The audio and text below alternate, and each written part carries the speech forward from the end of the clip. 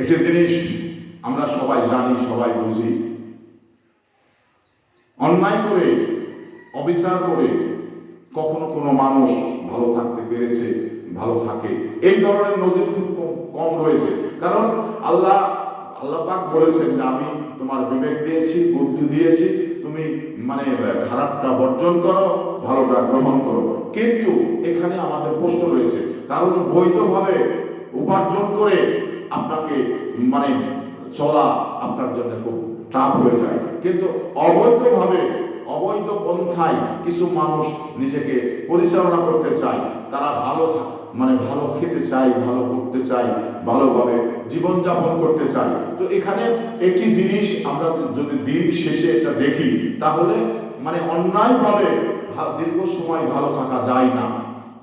অন্যায় করে দীর্ঘ সময় আরামায়েশে জীবনযাপন করা যায় না, এটা কিন্তু বাস্তব।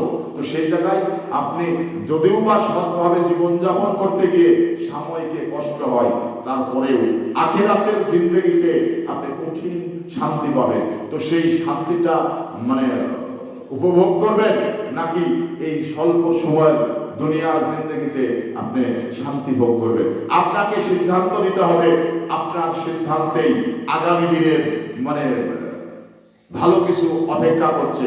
যদি আপনি মনে করেন যে আমি ভালো কিছু ধরবো, তাহলে এই দুনিয়ার জিন্দগিতে আপনাকে সৎভাবে জীবনযাপন করতে হবে, এটাই বাস্তবতা।